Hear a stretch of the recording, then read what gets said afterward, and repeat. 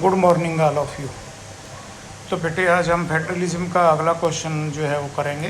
Question है difference between Indian federation and American federation. भारतीय संघ और अमेरिकन संघ में क्या डिफरेंस है, उनमें अंतर क्या है। Federal government has a organ in the USA. Federal government का सबसे पहले जो गठन हुआ वो कहाँ पर हुआ, यूएसए के अंदर।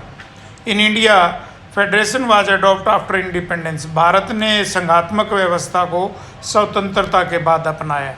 Following are the main difference between Indian federation and American federation.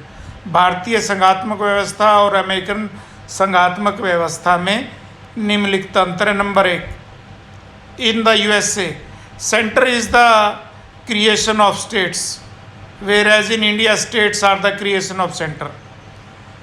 USA के अंदर केंद्र जो है वो राज्य बनाता है और वहीं भारत में राज्य जो है वो केंद्र बनाते हैं।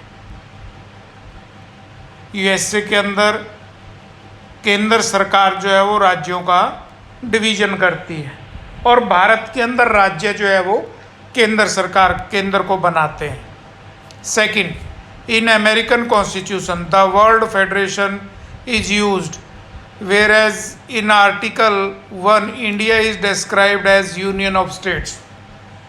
अमेरिका के कॉन्स्टिट्यूशन के अनुसार उनके लिए फेडरेशन संघात्मक वर्ड का यूज किया गया है और वहीं भारत में आर्टिकल 1 में India is described as union of state, अनेक राज्यों का संघ। वहाँ पर फेडरेशन वर्ड यूज किया संघात्मक और इंडिया के अंदर राज्यों का संघ वर्ड जो है वो यूज किया गया है। Under American federation more powers are given the states but in India centre is powerful. America के अंदर राज्यों को ज़्यादा शक्तिशाली बनाया गया है जबकि भारत में केंद्र जो है वो ज़्यादा शक्तिशाली है। In the USA residuary powers are with the states. ये शक्तियाँ जो है वहाँ पर यूएसए के अंदर राज्यों के पास है। Where as in India resident powers are given in to the centre, और जबकि अन्य शक्तियाँ जो है वो भारत में केंद्र के पास है।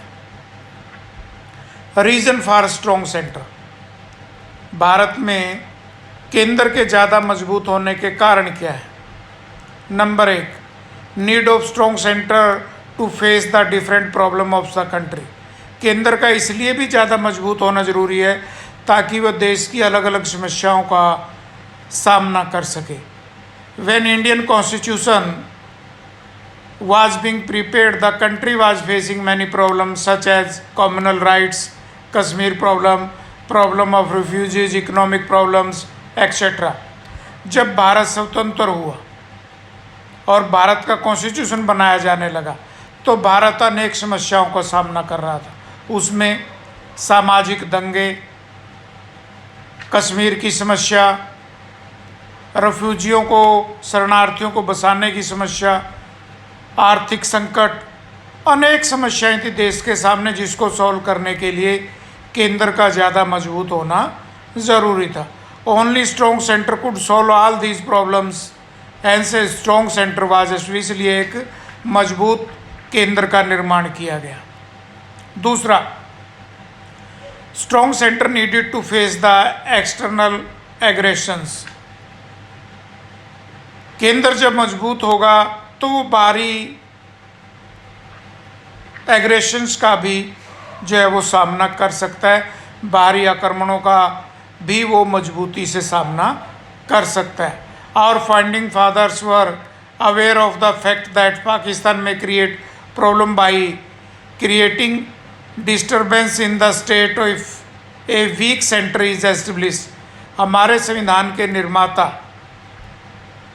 ये जानते थे कि अगर केंद्र मजबूत हो तो अगर पाकिस्तान हमारे राज्यों में डिस्टर्बेंस जो है वो पैदा करने की कोशिश करेगा। It was felt that only a strong centre can meet the external force.